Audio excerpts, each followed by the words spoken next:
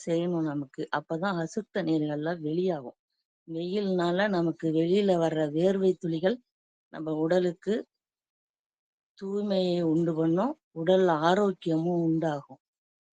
அது மழைக்காலங்கள்ல அந்த வேர்வை துவரெல்லாம் நமக்கு வேலை செய்யாது.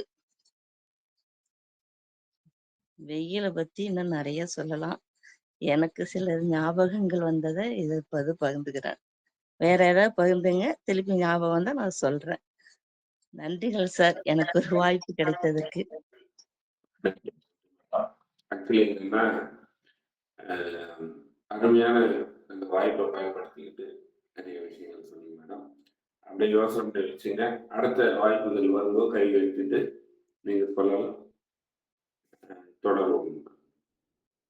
வேற யாராவது தொடர்ந்து சொன்ன மாதிரி நம்ம இன்னும் அவங்கள பங்களிப்பு கொடுக்காதவங்க நிறைய பேர் தளத்துல இருக்காங்க. அவங்க கூட இதை வாய்ப்பா பயன்படுத்திக்கலாம்.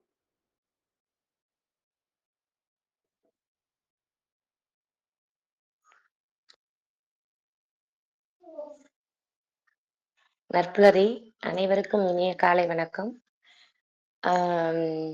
ரமேஷ் ஐயாவுக்கு தெரியும், நம்ம நெய்வேலியில வந்து அந்த மே மாசத்துல அந்த டூருன்னு ஒண்ணு நமக்கு டூருக்கு வந்து பே பண்ணுவாங்க அந்த என்எல்சில. நம்ம எங்கேயாவது போயிட்டு வர்றதுக்கு அப்படிலாம் கொஞ்சம் பணம் இது பண்ணுவாங்க, சேங்ஷன் பண்ணுவாங்க. அப்ப டூர் போயிட்டு வருவோம். அந்த மாதிரிலாம் ஞாபகம் இருக்கும் ரமேஷ் ஐயாவுக்கு. அப்படி பணம் கொடுத்து இப்ப அதெல்லாம் இல்ல. இந்த இதெல்லாம் முடிஞ்சிருச்சு. அப்ப வந்து அந்த மாதிரி ஒரு ஸ்கீம் வந்தப்ப என்ன பண்ணாங்கன்னா, எங்க சார் அத நிஜமாவே யூஸ் பண்ணிப்பாரு. ஒவ்வொரு வருஷமுமே அத எப்படி பிளான் பண்ணலாங்கிறத யூஸ் பண்ணிப்பாரு.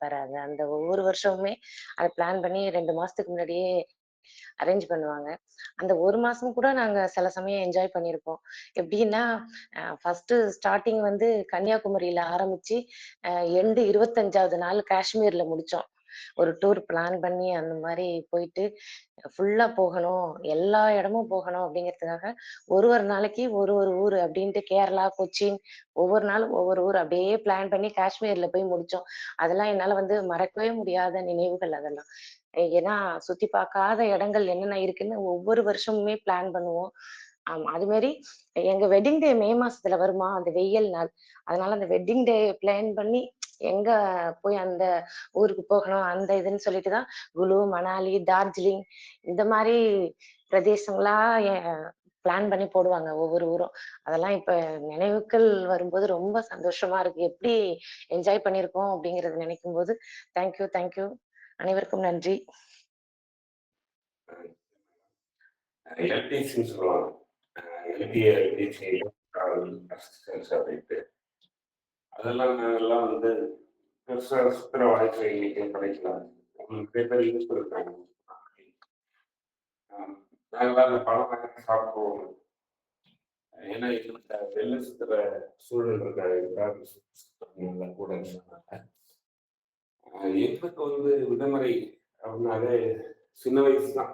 ரொம்ப பெருசா இப்பெல்லாம் வந்து விடுமுறைன்னா பசங்கள்லாம் அவங்க அம்மா வீட்டுக்கு போயிட்டு ஒரு 10 நாள் இருப்பாங்க. நாங்க பெரிய எடுக்க மாட்டோம். எங்களுக்கு விடுமுறை என்ஜாய் பண்ணது சின்ன குழந்தையோட சேர்ந்துச்சு. மெரினா தான் எங்களோட விடுமுறை பெரிய ஹீரோ. டார்ஜிலிங் எல்லாமே எங்களுக்கு மெரினா பீச் மட்டும்தான்.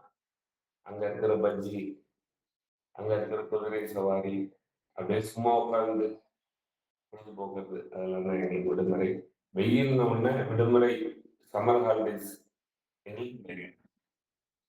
மெரினா தான் எங்களுடைய இன்னைக்கும் பெரிய கனவு பிளேஸ்ன்னு சொல்லலாம். நன்றி.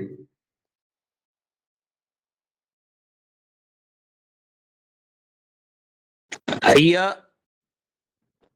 ஒரே ஒரு கருத்தை சொல்லிக்கலாங்களா? சகோதரியர் சொன்னதுல ஒரே ஒரு இது என்னன்னா, கன்னியாகுமரியிலேருந்து காஷ்மீர் வரைக்கும் பயணம் போனோம் நாங்க. அவங்க எதுக்கு அடித்தளமிட்டு இருக்கிறார்கள்னு நான் நினைக்கிறப்ப, நட்புலரி அடுத்தது இங்கேருந்து கன்னியாகுமரிக்கு எல்லாரும் வந்து முதல்ல சேர்றது கன்னியாகுமரி. ஆன் தி வேல நான் சேர்ந்துக்கிறேன்னு சொல்லக்கூடாது. மெட்ராஸாக இருந்தாலும் கன்னியாகுமரிக்கு வந்துடணும். அங்கிருந்து காஷ்மீருக்கு போவோம் நட்புலரி வாயிலாகங்கிறது நகைச்சுவைக்காக சொல்லிக்கிறேன். கடந்த 4ஆம் தேதி 4/5 மில்டன் ராஜசேகர் தன்னுடைய பதிவுல பேசினார் நம்மள்ட்ட பொழிவு. இது வெயிலை பத்தி 1219வது நாள். அதுல அப்படியே எல்லாத்தையும் பேசிட்டு வந்த ஒரு நதிகள் கருப்பாகிறது, ஜில்கா நதி அப்படியெல்லாம் பத்துட்டு வள்ளலாரை பத்தி எல்லாம் சொல்லி இது பண்ணாரு. அப்ப அவர் சொன்ன ஒரு இது டீ சுனாமி 2004 ஏற்பட்ட டீ சுனாமியை பத்தி பேசினாரு. அதை இன்று எனக்கு அதை கொஞ்சம் ஒரு மனதில் தோன்றியது. அப்ப நாங்க சவுதியில இருந்தோம். வெக்டோன் டிவியில அந்த காட்சியை எல்லாம் என்ன பாதிப்புங்கிறது ஒவ்வொரு நாடா அப்படியே காமிச்சுக்கிட்டு வந்தவங்க. இலங்கையினுடைய ஒரு ஆத்துக்கரை பகுதியை காமிச்சாங்க வெக்டோன் டிவியில. பார்க்குறோம், எல்லாரும் மூட்டை முடிச்செல்லாம் தலையில தூக்கிக்கிட்டு ஓடுறாங்க. பிள்ளைங்களை கையில இழுத்துக்கிட்டு, மூட்டை முடிச்ச தூக்கிக்கிட்டு, ஈவன் கால்நடைகளை இழுத்துக்கிட்டு இப்படி ஓடிக்கிட்டு இருக்காங்க. நான் உண்மையிலுமே சொல்றேன், the value of human life அப்படிங்கிறத அன்னைக்கு நான் அதை அப்படியே எனக்கு தாங்க முடியாம இருந்தது. ஒருத்தர் அப்படி ஓடிக்கிட்டு இருக்கிறவர் தலையில சில ஜாமான்களை வச்சுட்டு இருக்கிறது 4 அடி பின்னாடி வர்றாரு. வந்துட்டு அந்த ஆற்றுக்கரையில கையால அப்படி ஒண்ணு தள்ளி விட்டுட்டு போறாரு. எனி ஐடியா என்னன்னு? ஆத்துக்குள்ள அதை தள்ளி விடுறாரு. Any idea? எனிபடி? மனித உடலா?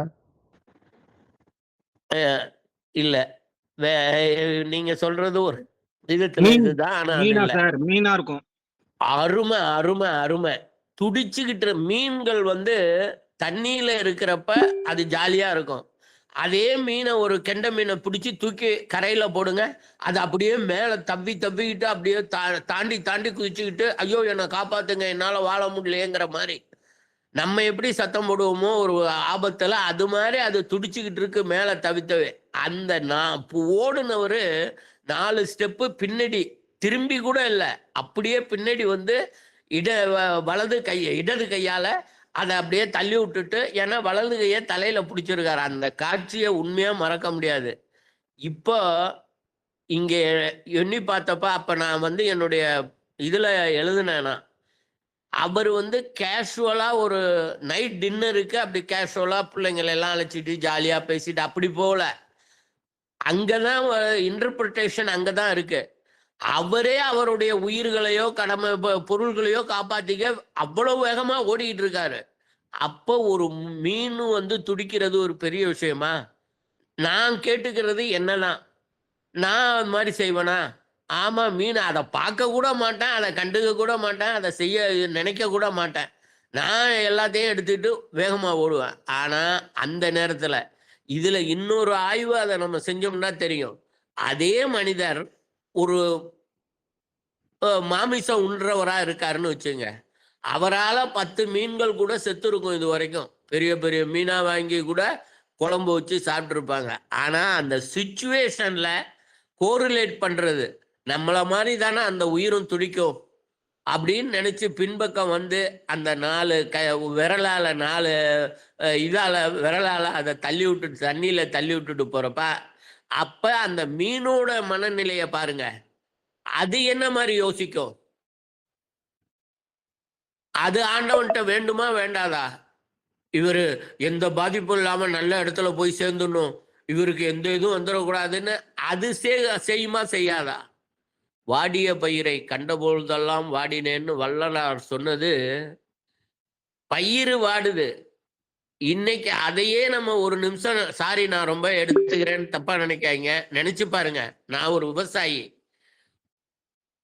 டெய்லி போயிட்டு இருக்கேன். வீட்டுல அன்பா சொல்றேன், மகிழ்ச்சியா சொல்றேன், அருமையடி இது இந்த மாசம் இந்த தடவை நமக்கு விளைஞ்சிருக்க மாதிரி இதுவரைக்கும் நான் வாழ்க்கையிலே பார்க்கலடி, அவ்வளோ அருமையா விளைஞ்சிருக்குடி, அதெல்லாம் அருமையா இருக்கு, நமக்கு பாரு எல்லா கஷ்டமும் தீர போகுதுன்னு இவ்வளவு கதையா அடிச்சுட்டு இருக்கேன், சந்தோஷப்பட்டு இருக்கேன். பயிரை விற்பனை செய்கின்ற நாள் வருது. ஏதோ ஒரு இதுல அதிகமா விளைஞ்சிடுச்சு, அதனால போன வருஷம் மாதிரி 10 ரூபா இல்ல, இந்த வருஷம் மூட்டைக்கு 2 ரூபா தான். யாரோ குறைக்கிறார்கள். என் வாழ்வு அங்கு இறுதி பெறுகிறது. வேதனையோடு வீட்டுக்கு வருகிறேன். 10 மூட்டைக்கு பதிலா 20 மூட்டை எடுத்துட்டு போனேன். 20 மூட்டையும் 200 கிடைக்கும். 10 ரூவான்னு நெனச்சேன். 22 40 தான் கிடைச்சிருக்கு. எதை செய்வது என்று. இந்த உலகத்தில் சொல்றேன். இப்பவும் நம்ம நெனச்சு பார்த்தோம்னா, எந்த கட்சி, எந்த ஆட்சி அதெல்லாம் மறந்துருவோம். விவசாயிகளுக்குத்தான் நாம் அவர்களைத்தான் தவிக்க விட்டுக் கொண்டிருக்கிறோம் இன்றும் விவசாயிகள. ஆனா, அவங்க தான் நமக்கு சோறு போட்டுட்டு இருக்காங்க. இது இதெல்லாம்க்குள்ள வந்தோம்னா, இந்த வெயில்ல இதுக்குள்ள எல்லா இடத்துலயும் வந்துரும். வெயில் வெளியிலேயே இருக்கட்டும். நம்ம மனசுக்குள்ள வந்து வெறும் வெப்பத்த மட்டும் நம்ம குடுக்காம, குளிர்ச்சியையும் குடுப்போம் என்று கூறி விடைபெறுகிறேன். நன்றி வணக்கம். ஐயா நான் பேசலாமா ஐயா? ஜெகநாதன் ஐயா, நான் வெளியில கிளம்பிட்டு இருக்கேன். நீங்க பெர்மிட் பண்ணா நான் பேசிடுறேன். சார் பேசுங்க சார் பேசுங்க. வணக்கம். நிகழ்ச்சி கிளம்பிட்டு இருக்கேன். யமன்ல போர் நடந்தது ஒரு அண்மையில. உள்நாட்டு போர் ரொம்ப தீவிரமா நடந்தது. அப்போ எதிரி நாட்டு படைகள் வந்து குண்டு போட்டாங்க. அந்த அந்த நகரமே சின்ன பின்னமாயிடுது. எல்லாம் ஐயா சொன்ன மாதிரி உடைமைகளோட ஓடுறாங்க. அதே மாதிரி ஒரு வீட்டுல ஒரு அம்மா, பொண்ணு, பையன் 2 3 பொருள் எடுத்துன்னு ஓடுறாங்க. திருன்னு ஓடுறாங்க. வீட்டு கொல்லை வழியா ஓடுறாங்க. வீட்டு கொல்லை வழியா ஓடும்போது அந்த குட்டி பொண்ணு ஒண்ணு இருக்குது. அது கரெக்டாக வீட்டுக்கு கொண்டு போயிட்டு சின்ன குடுவையில அந்த கோல்டு ஃபிஷ் இருக்குது. ஒரே ஒரு குடுவை, சின்ன அதுல தண்ணி இது, கோல்டு ஃபிஷ் ஓடு எத்தனை ஓடு இருக்குது. அப்பா கத்துற, அம்மா அம்மா பாரு ஃப்ளைட் வந்துருக்குது, மேல இந்த ஹெலிகாப்டர் வருது, பாம்பு போடணும், வாடா வாடா வா சொல்லிட்டு கூப்பிடுறாங்க. ஓடிட்டே இருக்கும்போது திடீர்னு படுது நின்று திரும்பி அவங்க வீட்டு கொல்லையிலேயே ஒரு சின்ன குட்டை இருக்குது. அந்த குட்டையில ஒரு டமால்னு ஒரு கல்லுல தூக்கப்பட்டு உடைச்சிடுது. அந்த அந்த குடுவைய, கண்ணாடி குடுவை உடைச்சிட்டு அந்த மீனை குளத்துல போட்டு ஓடிடுது. அந்த ஓடும்போது கூட அந்த மீனோட உயிரில் அக்கறை இருந்தது. ரைட், இது போயிடுறாங்க. ஒரு 2 வருஷத்துக்கு அப்புறம் வார் முடிஞ்சிடுது. எல்லாம் இயல்பு நிலை வந்துட்டு இந்த மாதிரி வேற ஒரு நாடு வந்து டேக் ஓவர் பண்றாங்க. ஓரளவு அமைதி திரும்புது. அப்ப எல்லா குடிமக்களும் சொல்றாங்க, நீங்க அந்த பழைய ஊருக்கு வரலாம்னு சொல்லிட்டு எல்லா ஃபேமிலியும் வராங்க. எல்லா ஃபேமிலியும் தான் இருந்த பிசினஸ் போயிடுது, வேலை போயிடுது. பார்த்தா வீடு எங்க பார்த்தா ரபுலா இருக்குது, எல்லாம் கம்ப்ளீட் இடிபாடுகள் இருக்குது, டெப்ரி. அப்போ ஒவ்வொருத்தரும் ரொம்ப கஷ்டப்படுறாங்க, ஸ்ட்ரகிள் பண்றாங்க. லிவிங் லைவ்லிஹுட் போயிடுது. அதே மாதிரி வீட்டுக்கு வராங்க. வீட்டுக்கு வந்த உடனே இந்த பொண்ணுக்கு மட்டும் தப்பு பின்னாடி ஓடுது. கொல்லையில போனா அப்படியே ஆச்சரியம். அம்மா அம்மா வாங்க வாங்க, அப்பா அப்பா வாங்க வாங்கன்னு சொல்லுது. போய் பாக்குறாங்க. பார்த்தா அந்த அந்த குளம் ஃபுல்லும் கோல்டன் ஃபிஷ் ஜொலிக்குது. எக்கச்சக்க கோல்டன் ஃபிஷ். ஏன்னா அந்த கொடுவையில 2 கோல்டன் ஃபிஷ் இருந்தது.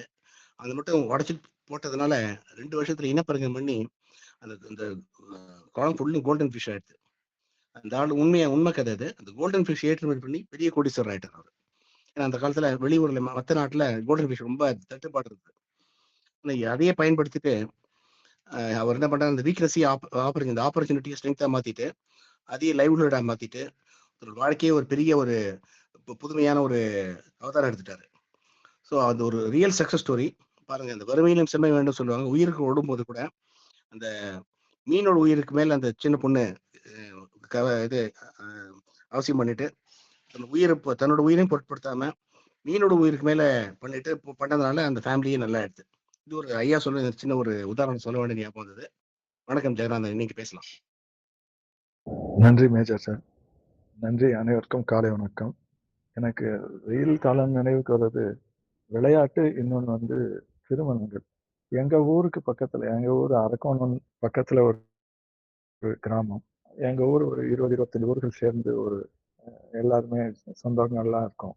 அங்க எப்படின்னா சம்மர்ல மட்டும்தான் திருமணங்கள் நடக்கும். ஆனா இப்ப கொஞ்சம் மாறி இருக்கு. நான் சொல்றது என்னோட சிறு வயதுல நடக்கும்போது அது என்ன காரணமா இருக்கும்னா, எல்லாரும் கொஞ்சம் பேர் யாருமே வெளியூர் போனது கிடையாது. அப்பெல்லாம் கொஞ்சம் பேர் தான் படிச்சுட்டு வெளியூர்ல போய் வேலை பார்த்துட்டு இருந்தாங்க. சொந்தத்திலேயே இருந்து கல்யாணம் பண்ணிக்கக்கூடிய ஒரு சூழ்நிலை இருக்கும். அப்ப பாத்தீங்கன்னா வைகாசி, ஆனி அந்த மாதிரி இருக்கிற மாதங்கள்ல மட்டும் கல்யாணம் பண்றதுன்றது ஒரு இதுவா வச்சிருப்பாங்க.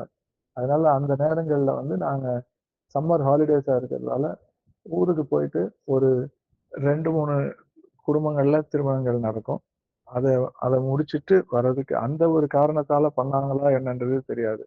யாரும் மத்தவங்க எல்லாம் சுத்தி இருக்கிற ஊர்ல இருந்து வந்துட்டு போயிடலாம் ஈஸியா. எல்லாம் 20, 25 கிலோமீட்டருக்குள்ள தான் இருக்கும். அதுக்குள்ள வந்துட்டு போயிடலாம்னா கூட எல்லாருமே ஏதோ ஒரு காரணங்களால அந்த சமயங்கள்ல மட்டும், ஏன்னா எப்படியும் கல்யாணத்துக்கு வந்து எந்த தடையும் இருக்காது. மழை, அந்த மாதிரிலாம் இருந்ததுன்னா சில சமயம் வர்றதுக்கு போறதுக்கெல்லாம் கஷ்டமா இருக்குன்றதுக்காக வச்சிருந்தாங்கன்னு நினைக்கிறேன். ஒரு ஆனி வைகாசி அதுக்குள்ள அந்த திருமணங்கள்லாம் முடிஞ்சிடும். அந்த நேரங்கள்ல நாங்க போனோம்னா ரொம்ப நாங்க எங்க ஃபேமிலி மட்டும் கொஞ்சம் எங்க ஃபாதர் சென்னையில ஒர்க் பண்ணிட்டு தமிழ்நாடு பூரா கன்சர்வபிள் ஜாப்ல இருந்ததால ஒவ்வொரு ஒரு சமயம் ஒரு ஒரு ஊர்ல இருந்திருப்போம். கடைசியா நான் 7வது படிக்கும்போது சென்னைக்கு வந்து ஓரளவு பர்மனன்சி வந்தது. அந்த சமயங்கள்ல தான் எனக்கு 7வதுக்கு மேல தான் நான் வந்து என்னோட சித்தப்பாக்கள் திருமணம் எல்லாமே நடக்க ஆரம்பிச்சது. ஸோ அந்த மாதிரியான விஷயங்கள போயிட்டு ரொம்ப மகிழ்வா இருந்திருக்கும். அது வந்து எங்க ஊர்ல இருந்த ஒரு பழக்கம். இன்னொன்னு வந்து விளையாட்ட பத்தி சொல்லும்போது, உலகம் பூராவே வந்து வின்டர் நெறைய இருக்கிற யூரோப் அந்த மாரி நெறைய நாடுகள்ல வந்து வின்டர் ரொம்ப ச சிவியரா இருக்குன்றதால விளையாட்டு போட்டிகள வந்து சம்மர்ல நடத்துறதுன்ற ஒரு இது பண்ணியிருப்பாங்க. அதனால தான் ஒலிம்பிக்ஸ் எல்லாமே சம்மர்ல தான் நடக்கும். அ எல்லாமே பார்த்தீங்கன்னா, ஆஸ்திரேலியன் சம்மர் ஆஸ்திரேலியால கூட பார்த்தீங்கன்னா, கிரிக்கெட் ஆடுறது வந்து மத்த ஊர்லலாம் ஜெனரலா வந்து மே டூ ஜூலை, ஆகஸ்ட்ல முடிஞ்சிரும். ஆஸ்திரேலியால மட்டும் நவம்பர், டிசம்பர், ஜனவரி. ஏன்னா ஆஸ்திரேலியன் சம்மர் நியூசிலாந்து சம்மர் வந்து நவம்பர், டிசம்பர், ஜனவரி. அந்த நேரத்துல தான் நடக்கும்.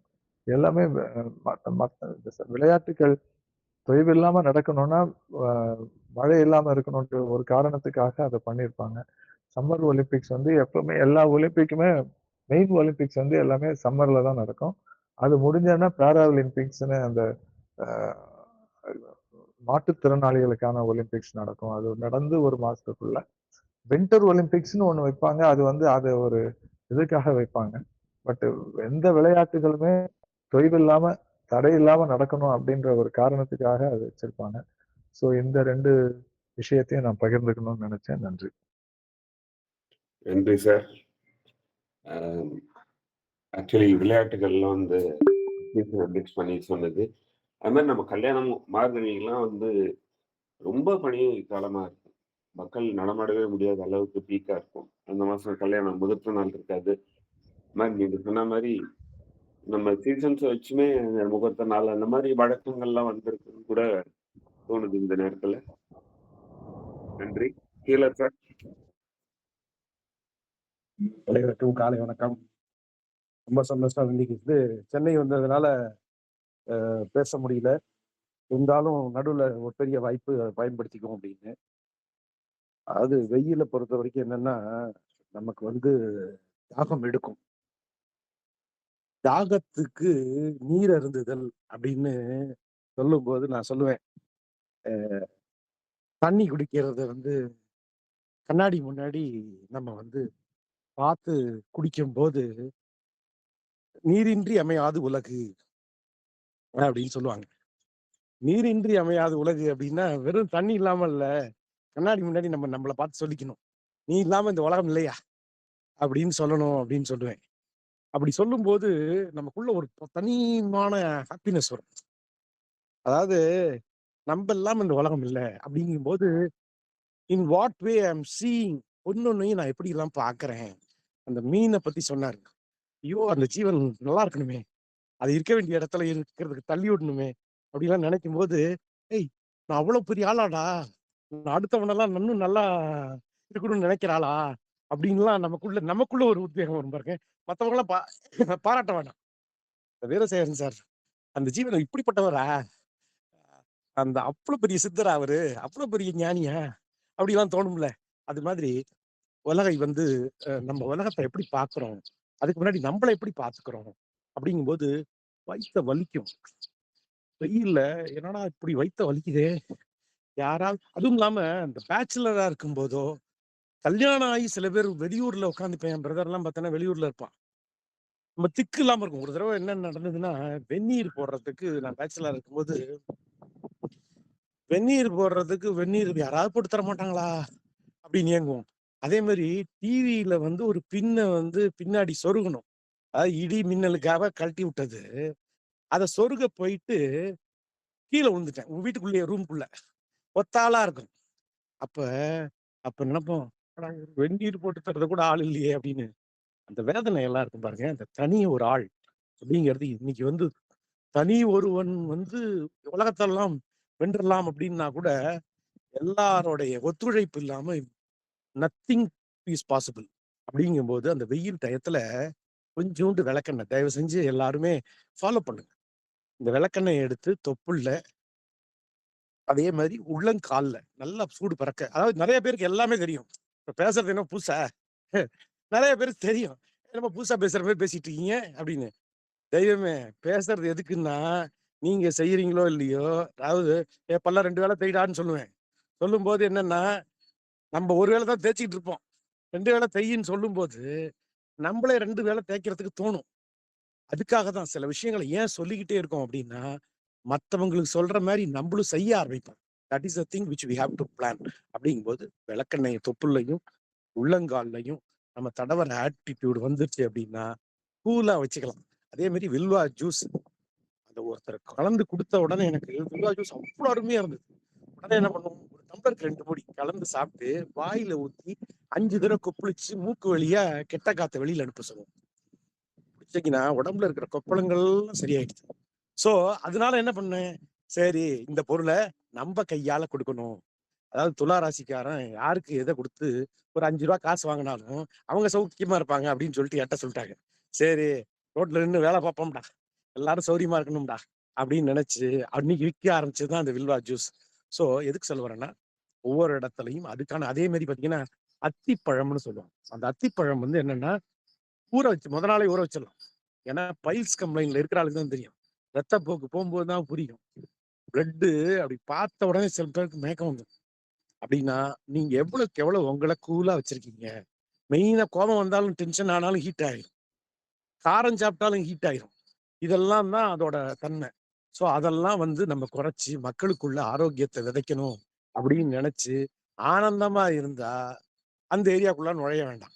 ஹீட்டுங்கிறது நம்மளே ஜென்ரேட் பண்றதுன்னு ஒண்ணு, வெளியில இருந்து வர ஹீட்டு, ரெண்டுமே இருக்கு. அந்த ஹீட்டை வந்து நம்ம பேரலா பிளான் பண்ணும்போது அதை மேம்படுத்துறதுக்கு உண்டான டூலு என்னென்னலாம் பண்ணணும். ஏசியில படுத்தாலும் சுகமா தான் தூக்கம் இருக்கும். ஆனாலும் அதுக்கப்புறமா நமக்குள்ள எப்படி அந்த ஹீட்டை, பேசிக்கா மனுஷனுக்கு உடம்புல ஹீட் இருக்கணும். அந்த இருக்கிற ஹீட்டை எவ்வளவு தூரம் அதை மிதமாகவும் அதோட தன்மையோடையும் வச்சுக்கணும் அப்படிங்கிறத சொல்லணும்னு தோணுச்சு தெய்வமே. ஸோ இன்னைக்கு கிடைச்ச இந்த வாய்ப்பை பயன்படுத்திக்கணும்னு நிக்கில் ஃபவுண்டேஷன்ல ட்ரெயினரா உள்ள ஜாயின் பண்ணுங்கிறதுக்காக 2 நாள் ட்ரைனிங்காக இங்க வந்திருக்கேன் சென்னை. ஸோ வாழ்த்துக்கள். அண்ணா நகர்ல ப்ரோக்ராம் இன்னைக்கு, நாளைக்கு போரூர்ல, 2யும் அட்டன் பண்ணிட்டு அது மூலமா திருச்சியில நமக்கு நிறைய நல்ல மக்கள்லாம் ட்ரெயினர்ஸ்க்கு கொடுக்கணும் அப்படின்னும், அதே மாதிரி இந்த நட்புறலில் நடந்த ஒரு ப்ரோக்ராம்ல நம்ம கோயம்புத்தூர் நண்பரை கனெக்ட் பண்ணீங்க, அவரோட டிஸ்கஷன் ஸ்டார்ட் பண்ணியாச்சு. அவர் கொடுக்குற ட்ரைனிங், அவர் என்னென்னலாம் பண்றாருங்கிறதையும் அதையும் மக்களுக்கு கொண்டு போய் சேர்ப்போம் அப்படின்னு நம்ம உடம்புல இருக்கும்போதே, பேசுறதுக்கு வாய்ப்பு இருக்கும்போது பேசிக்கிட்டே இருப்போம், கேட்க வாய்ப்பு இருக்கும்போது கேட்டுக்கிட்டே இருப்போம் நல்ல விஷயங்களை அப்படிங்கிற கிளாரிட்டியோட. நன்றி தெய்வமே, வாழ்க பல்லாண்டு. நன்றி சார், அருமை. நிறைய விஷயம் சொன்னீங்க.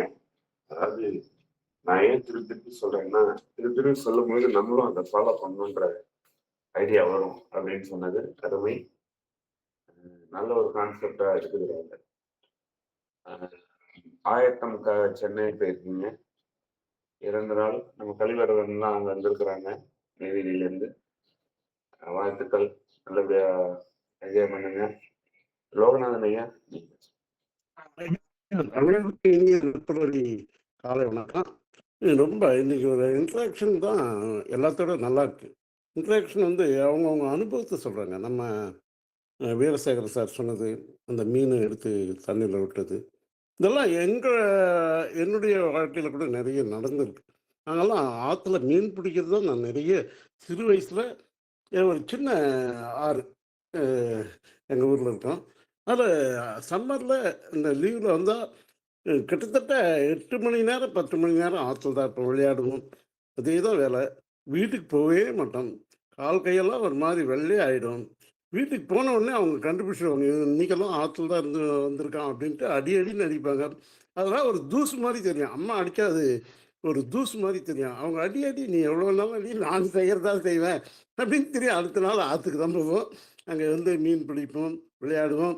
அது மாதிரி ஒரு வாழ்க்கை இன்னைக்கு இல்லை, யாருக்குமே இல்லை. எங்கள் பேரமாருக்கெல்லாம் நான் பம்பரம் வாங்கி கொடுக்குறேன், கோலி வாங்கி கொடுக்குறேன். அவனுங்க ஒரு இன்ட்ரெஸ்ட்டாக அதை தாத்தா பம்பரம் வாங்கணுன்ட்டு அந்த சம்மர் வந்துட்டால் போதும் தாத்தா போய் பம்பரம் வாங்கிட்டு வரலாம் வாங்க அப்படின்னு அவங்களே இன்ட்ரெஸ்டாக. அவங்க இப்போ கிரிக்கெட் தான் மெயின். இருந்தாலும் அவனுங்க இந்த காரெல்லாம் ஓட்டிக்கிட்டு இருப்பானுங்க. இது சைக்கிள் ஓட்டுறதுல ரொம்ப இன்ட்ரெஸ்ட். அன்னிலிருந்து இன்னைக்கு வந்து சைக்கிள் தான் வந்து ஒரு பெரிய விளையாட்டுக்கு ரொம்ப முக்கியமாக இன்றைக்கும் இருக்குது. சைக்கிள் தான், அவங்க சைக்கிள் ரைடிங் தான் எல்லாருமே. எங்கள் தெருவில் ரொம்ப வேகமாக போவானுங்க, எனக்கு பயமாக இருக்குது. சின்ன தெரு, பைக்கெல்லாம் 100 கிலோமீட்டர் வேகத்தில் வரானுங்க. அவங்களுக்கு சொல்கிறது, அப்பப்போ அட்வைஸ் பண்ணுறது, பார்த்து நிதானம், பார்த்து தெருவில் போக, பார்த்து நிதானமாக போங்க அப்படின்ட்டு. ஈரோ சார் சொன்னாப்படி நான் எப்பவுமே என்னுடைய லைஃப்பில் விளக்கெண்ணெய் தான் யூஸ் பண்ணுவேன். அதுதான் என்னுடைய மெடிசனே. வேறு எந்த மெடிசனும் நான் யூஸ் பண்ண மாட்டேன். விளக்கெண்ணெய், என் பேரே விளக்கெண்ணெய் தான். என்னடா எப்போ பார்த்து தலைக்கு விளக்கெண்ணெய் தடவின்னு வந்துடுறேன் அப்படின்னு சொல்லுவாங்க. நான் நைட்டில் விளக்கெண்ணெய் வைக்காத இருக்க மாட்டேன். தொப்புளுக்கு விளக்கெண்ணெய் வைக்காத இருக்க மாட்டேன். ஹீட் அதிகமானவுடனே விளக்கெண்ணெய் வச்சுட்டோடனே குறைஞ்சி போயிடலாம். ஆனால் குளிக்கிறது இல்லை, விளக்கெண்ணெய் குடிக்கிறதுக்கு எனக்கு இன்ட்ரெஸ்ட் இருக்குதுல்ல. விளக்கெண்ணெய் யூஸ் பண்ணுவேன். இங்கேருந்து இப்போ ஒசூர்லேருந்து சென்னைக்கு போகிறேன்னா ஒரு சின்ன பாட்டில் விளக்கெண்ணெய் எடுத்துட்டு தான் போவேன். அந்த சென்னை போயிட்டு அந்த கிளைமேட்டில் இருக்கும்போது நைட்டில் வந்து நான் ஃபுல்லாக உடம்புலாம் தடவிட்டு வெறும் தலையில் கூட படுத்து அங்கே சென்னையில் எனக்கு உடம்பு எந்த எஃபெக்ட் 10 நாள் இருந்தால் கூட எஃபெக்ட் ஆகாது. எஃபெக்ட் ஆகுது. ஐயா ரியலாக ஐயா ரொம்ப அழகாக சொன்னார். விளக்கெண்ணெய் தான் ரொம்ப அருமையான ஒரு மெடிசன் அது. ஆனால் கஷ்டமாக இருக்குது. அதான் விளக்கெண்ணெய் யூஸ் பண்ணலாம். இருக்கிற எண்ணெய் தான் நம்ம யூஸ் பண்ண முடியும். விளக்கெண்ணெய் யூஸ் பண்ணலாம். வேற அவர் சொன்னார் இந்த அத்திப்பழம், எனக்கு இன்னைக்கு தான் தெரியுது. அத்திப்பழத்தை ஊற வச்சு சாப்பிட்டா அந்த ஹீட்டு குறையும் அப்படின்ட்டு. ரொம்ப ரொம்ப நல்லா இருந்தது. எல்லாருடைய ஸ்பீச் ரொம்ப நல்லா இருந்தது. நன்றி நன்றி, வணக்கம் ஐயா. அதே டைமில் நம்ம நித்யா மேடம் வந்து எனக்கு ஒரு மெசேஜ் அனுப்பியிருந்தாங்க. அவங்க கொஞ்சம் பரவாயில்ல அப்படின்னு அனுப்பியிருக்காங்க. நான் அவங்களுக்கு மெசேஜ் அனுப்பியிருந்தேன், பரவாயில்ல அப்படின்றாங்க. எனக்காகவும் நித்யாவுக்காகவும் ராமோகன் சாருக்காகவும் கொஞ்சம் வேண்டுதல் பண்ணிங்க சார். ரமேஷ் சார் எங்களுக்காக கொஞ்சம் வேண்டுதல் பண்ணிங்க ஐயா. நன்றி நன்றி நன்றி ஐயா. ஒரு பாட்டையும் பாடிட்டு போயிடலாம்ல. எண்ணெயில் சிறந்த என்ன என்ன விளக்கெண்ணெய் அப்படின்னு ஒரு போயா விளக்கண்ண அப்படின்றாங்க. ரொம்ப சந்தோஷம் ஐயா. காலை எழுந்தவுடன் படிப்பு, பின்பு கனிவு கொடுக்கும் நல்ல பாட்டு.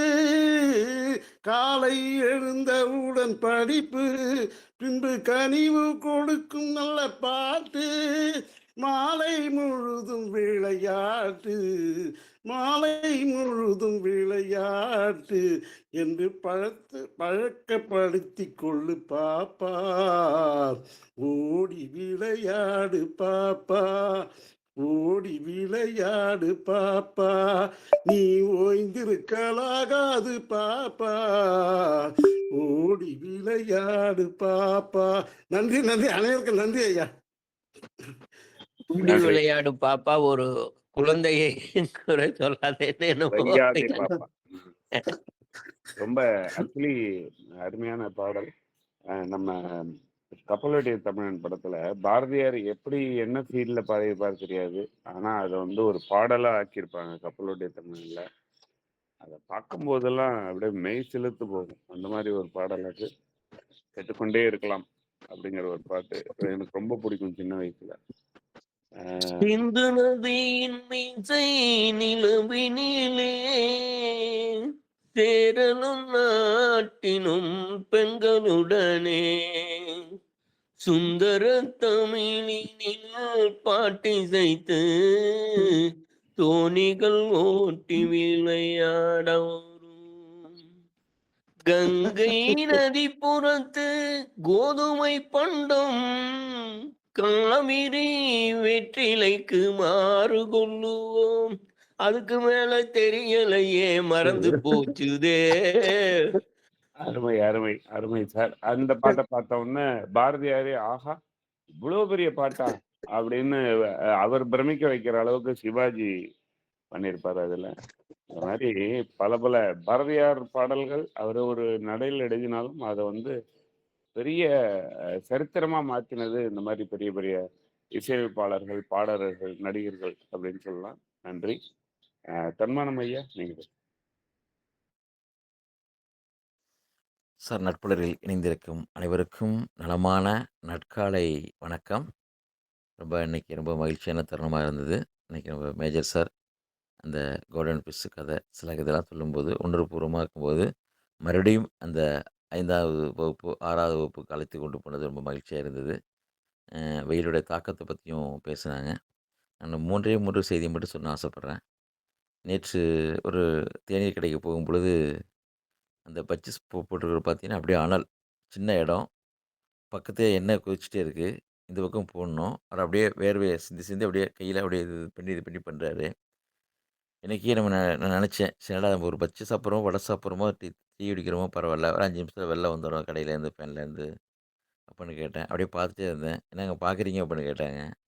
"இல்லங்க, இல்ல பக்கமே இவ்வளோ ஹீட்டா இருக்கு. நீங்களே ஹீட்டா இருக்குன்னு" கேட்டேன். "என்ன பண்ணுறதுங்க பொழப்பு இருக்குல்ல.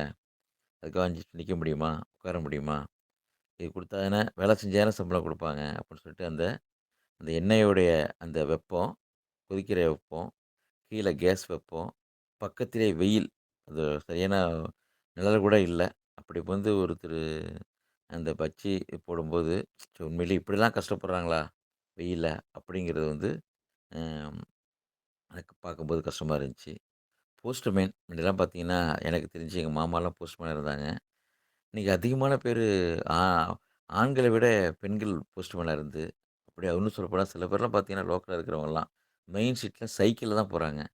அப்படியே வேர்வை அப்படியே பார்க்கும்போது அவங்களுடைய ஃபேஸ் இதெல்லாம் பார்த்தா கருத்து போயி, எங்கேயாச்சும் அங்கங்க நிழல்ல ஓடி ஓடி குடுக்கும்பொழுது, அங்க நடுச்சு நிக்கும்பொழுது பார்த்தா, ச்சே! இவ்வளோ வெயில்லயும் ஒரு பெண் வந்து இந்த அளவுக்கு தாக்கத்தோட வேலை செய்றாங்க, ஊக்கத்தோட வேலை செய்றாங்கன்னு நெனைக்கிறப்ப, சரி இதெல்லாம் நம்ப செய்ற வேலைய விட இதெல்லாம் வந்து உண்மையில அதிகம் அப்டின்னு நெனச்சேன். அதேபோல ஒரு கடைக்கு போகும்பொழுது பார்த்தா, அப்படியே ஒரு கடையில ஃபுல்லா ஒரு டீ கடையில பார்த்தீங்கன்னா, அப்படியே நெறைய முச்சிட்டு இருந்துச்சு. சரி இப்போ டீ குடிக்கலாமா வேணாமான்னு சொல்லிட்டு பேசாம எந்திச்சு வந்துட்டு ஒரு பிஸ்கட் மட்டும் சாப்ட்டு, அப்புறம் தான் என்னங்க கொஞ்சம் ஈக்கெல்லாம் கொஞ்சம் மருந்து போடலாம். எவ்வளோ நேரம் தான் மருந்து போடுறதுங்க? வந்து இந்த சூடம் இருக்கு பார்த்தீங்களா? அடிக்கடி தெளிச்சுட்டே இருந்தோம் அப்டின்னாங்க. இது ஏன் சொல்றோம்னா, எங்கேயோ ஒரு இடத்துல நமக்கு தெரியும்போது ஈ பறக்குது. தெரியாத நேரத்தில வந்து பண்ணும்போது சாப்பிடும் பொழுது, அந்த எங்கெங்கேலாம் உட்காந்து சாப்பிட்டா, திருப்பி நம்ம நெனைப்போம். என்னடா ஒண்ணுமே சாப்பிடல, எதுவுமே போகல.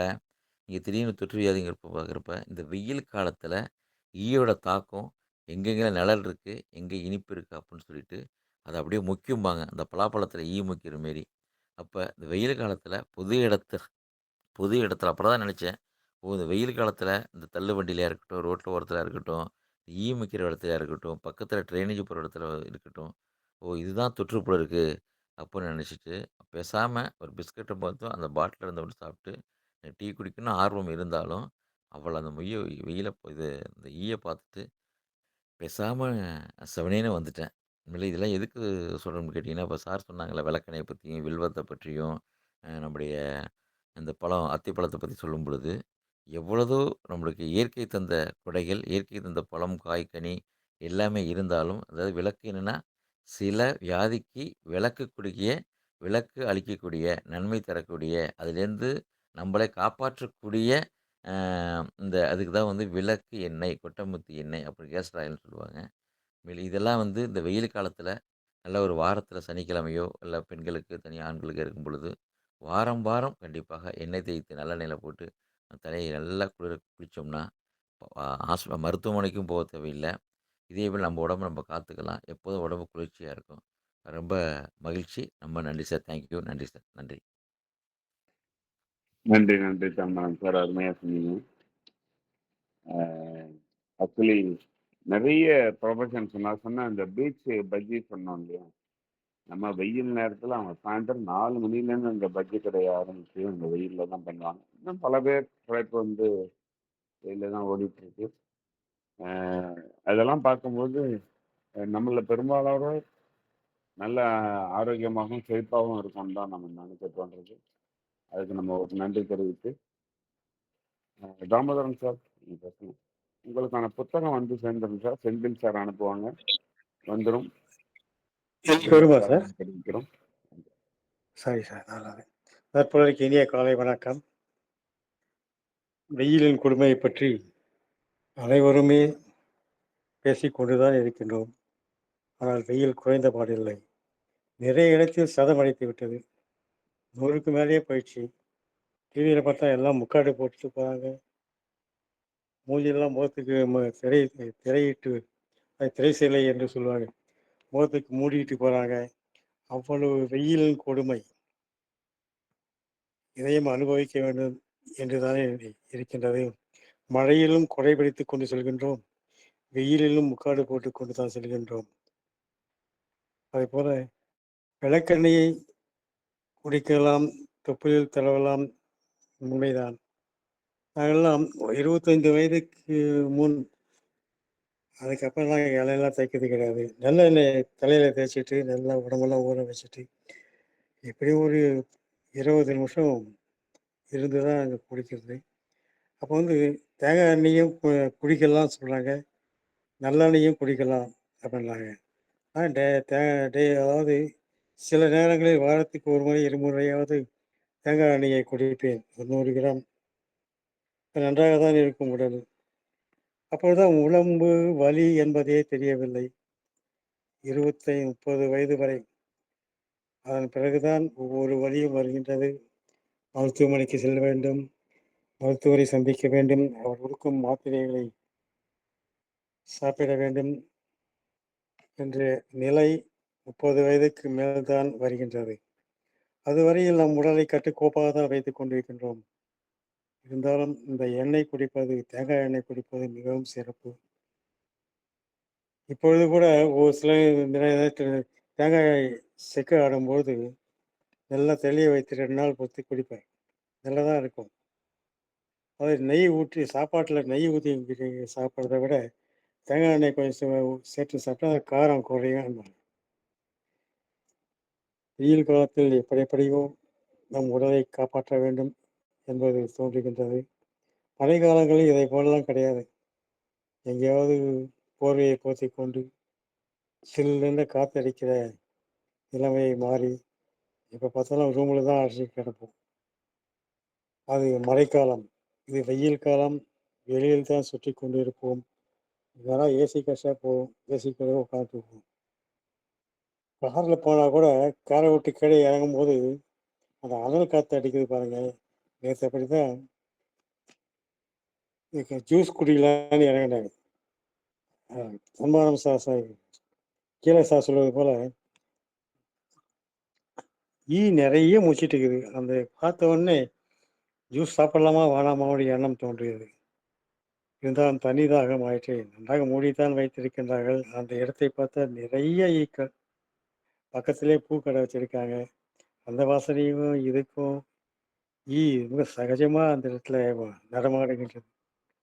இதெல்லாம் பார்க்கும்போது வெளியில் நாம் உணவை உண்பது மிகவும் சிரமமாக தெரிகின்றது இந்த வெயில் நாட்களில். இருந்தாலும் வெயிலை நாம் அனுபவித்து தான் ஆக வேண்டும்.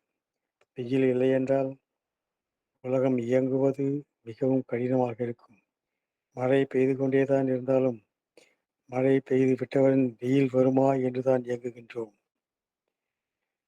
சிறப்பான இந்த வெயிலின் கலந்தாய்வு கூட்டத்தை ஆரம்பித்து வைத்த ரமேஷ் சார் அவர்களுக்கு என்னுடைய வணக்கத்தையும் வாழ்த்துக்களையும் தெரிவித்துக் கொள்கிறேன். நன்றி, வணக்கம். நன்றி ஐயா, அருமை. இப்போ வெயில் பற்றி நிறைய நம்ம நண்பர்கள் நிறைய பேசிட்டாங்க. கலந்துரையாடல் நல்லா இனிதான் இன்னைக்கு முடிஞ்சது. என்று நம்மளுடைய தளத்தில் நிச்சயதேவ மேடம், தாமோதரன் ஐயா, லோகநாதன் ஐயா 3 பேருக்கும் உடல்நலம் நல்லா தேடி வர ஒரு பிரார்த்தனையும் வைத்து இன்று பிறந்தநாள் திருமண நாள் சுப நிகழ்ச்சிகள் கொண்டாடுபவர்கள் தளத்தில் இருந்தால் அவங்களுக்கு ஒரு வாழ்த்துக்களையும் தெரிவிப்போம். யாரும் இல்லைன்னு நினைக்கிறாமட்ட நம்ம எல்லாரும் சேர்ந்து உலகம் ஃபுல்லாக பிறந்தநாள் திருமண நாள் சுப நிகழ்ச்சிகள் கொண்டாடுறவர்களுக்கு ஒரு வாழ்த்துக்களை தெரிவிப்போம். அதே போல பிள்ளை பேர் வேண்டுவோர் அந்த வரம் கிடைக்க வேண்டிய ஒரு பிரார்த்தனை வைத்து உலகில் உள்ள அனைத்து உயிர்களும் உடல் நலம் நீளாய் நிறை செல்வம் பெற்று வாழ வேண்டும் என்ற வாழ்த்துக்களை தெரிவித்து விடைபெறுவோம். நாளை இதுவரை யாருன்னு குறிப்பிடல, வேற யாராவது வராங்களான்னு பார்ப்போம். இல்லைன்னா நிறைய பாயிண்ட்டுகளோட தயாராக இருங்கள். வெயில்ல மீண்டும் கலந்துரையாடலாம். நன்றி. நன்றி சார். நன்றி, வாழ்த்துக்கள். வாழ்க வளமுடன்.